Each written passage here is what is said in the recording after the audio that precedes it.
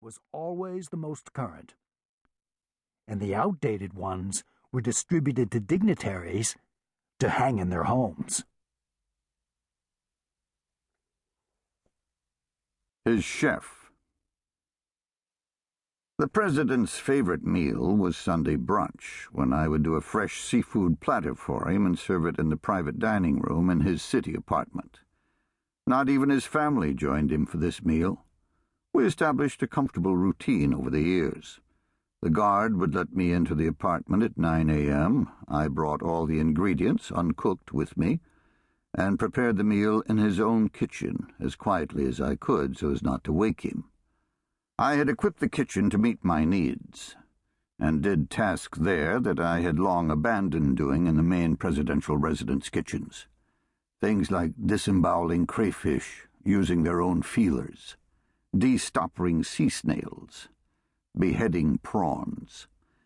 These are normally jobs for lowly kitchen boys. But in his quiet kitchen on a Sunday, I grew fond of doing my own dirty work. I communed with an earlier self that way, remembered my own humble beginnings. It reminded me of my respect for processes, the satisfaction of peeling and chopping and mincing and grating, all the myriad ways one can put a culinary world in order. I can't deny the pride I felt knowing that each item I prepared in that kitchen would nourish the president. As soon as I arrived, I would place the live abalone on the floor of the pantry. They were always tense from being transported and had to calm down before I could kill them. Otherwise the flesh would be tough. I would leave them there until everything else was almost ready, then creep up on them and hit them on their soft underbellies with the end of a rolling pin. If they sensed me coming, they contracted like a heart muscle and were wasted. His barber. The president was meticulous about his facial hair. Same with his ear and nostril hair. He insisted that I use tweezers to dig deep into his orifices to root out the hair at its source, which inevitably inflicted pain, and he swore and threw things against the wall to cope, and afterward panted like a dog in heat. I secretly suspected he liked it. He had a daily late afternoon appointment with me in preparation for evening functions.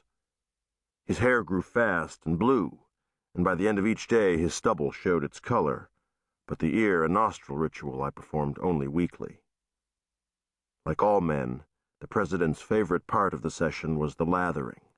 The brush I used was soft but firm, and the shaving soap lathered easily with moisture needing little encouragement.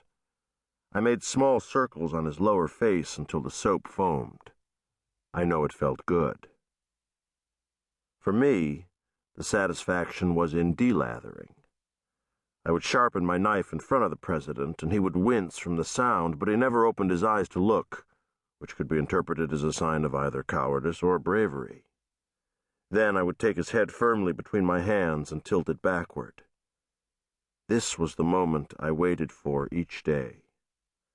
With a brisk twist of my hands, I could have snapped his neck, slit his throat with a knife flick, but I did neither. I would start at the bottom of his neck with the blade and glide it slowly upward, watching the stubble mingle with the foam. Every evening the floor of my shop would be covered with hair. Hair is an extension of self. I believe it has power. When I looked at the hair of so many people lying tangled on the floor, it was like seeing earlier selves and discarded personality tics made manifest, so I never threw it away. My assistant swept it into a heap, then bottled it to keep on shelves in the back room. His portraitist. I was forbidden by the president to paint any other person's portrait. This was the condition on which I was initially commissioned. He said my eye was always to be fresh for his face. And I agreed because the fee I received meant I needed to do no other paying work and could paint as I used to when I was a student.